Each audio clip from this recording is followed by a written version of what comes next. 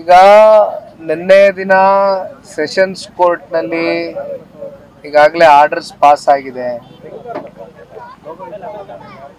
ನ್ಯಾಯಾಧೀಶರು ನ್ಯಾಯಾಲಯ ಒಂದು ತೀರ್ಮಾನವನ್ನ ಕೊಟ್ಟಂತ ಸಂದರ್ಭದಲ್ಲಿ ಯಾರೇ ಇದ್ರೂ ತಲೆಬಾಗಬೇಕಾಗ್ತದೆ.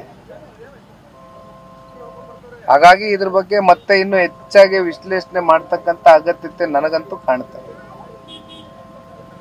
ಪಾರ್ಟಿ ಮೇಲೆ ಯಾವುದೇ ರೀತಿ ಡ್ಯಾಮೇಜ್ ಆಗಲ್ಲ ಸರ್ ಈ ಪ್ರಕರಣ? ಯಾಕಂದ್ರೆ ಒಬ್ಬ ಸಂಸದರಾಗಿದ್ರು, ಜೆಡಿಎಸ್ ಜಿಲ್ಲೆಯಿಂದ ಗೆದ್ದಿದ್ದು, ಅವ್ರ ಮೇಲೆ ಆರೋಪ ಬಂದಂತ ಸಂದರ್ಭದಲ್ಲಿ ಪಕ್ಷದ ವರಿಷ್ಠರು ಅವ್ರನ್ನ ಸಸ್ಪೆನ್ಷನ್ ಅಲ್ಲಿ ಇಟ್ಟಿದ್ರು.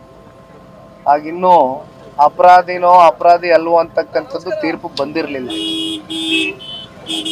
ಹಾಗಾಗಿ ಇದರಲ್ಲಿ ನಿಮ್ಗೆ ಒಂದು ಸ್ಪಷ್ಟತೆ ಅರ್ಥ ಮಾಡ್ಕೊಳ್ಬೇಕಾಗ್ತದೆ. ಇದಕ್ಕಿಂತ ನಾನು ಹೆಚ್ಚು ಇದ್ರ ಬಗ್ಗೆ ವಿಷಯದ ಬಗ್ಗೆ ಇನ್ನೇನು ಪ್ರಸ್ತಾವನೆ ಮಾಡ್ಲಿಕ್ಕೆ ಹೋಗೋದಿಲ್ಲ. ಈಗ ನಿನ್ನೆ ದಿನ ಸೆಷನ್ಸ್ ಕೋರ್ಟ್ ನಲ್ಲಿ ಈಗಾಗಲೇ ಆರ್ಡರ್ಸ್ ಪಾಸ್ ಆಗಿದೆ. ನ್ಯಾಯಾಧೀಶರು ನ್ಯಾಯಾಲಯ ಒಂದು ತೀರ್ಮಾನವನ್ನ ಕೊಟ್ಟಂತ ಸಂದರ್ಭದಲ್ಲಿ ಯಾರೇ ಇದ್ರೂ ತಲೆಬಾಗಬೇಕಾಗ್ತದೆ. ಹಾಗಾಗಿ ಇದ್ರ ಬಗ್ಗೆ ಮತ್ತೆ ಇನ್ನು ಹೆಚ್ಚಾಗಿ ವಿಶ್ಲೇಷಣೆ ಮಾಡ್ತಕ್ಕಂತ ಅಗತ್ಯತೆ ನನಗಂತೂ ಕಾಣುತ್ತೆ.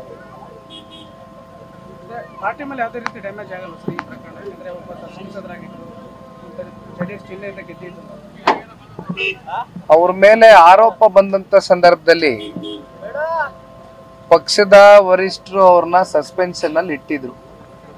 ಆಗಿನ್ನೂ ಅಪರಾಧಿನೋ ಅಪರಾಧಿ ಅಲ್ವೋ ಅಂತಕ್ಕಂಥದ್ದು ತೀರ್ಪು ಬಂದಿರಲಿಲ್ಲ. ಹಾಗಾಗಿ ಇದರಲ್ಲಿ ನಿಮ್ಗೆ ಒಂದು ಸ್ಪಷ್ಟತೆ ಅರ್ಥ ಮಾಡ್ಕೊಳ್ಬೇಕಾಗ್ತದೆ.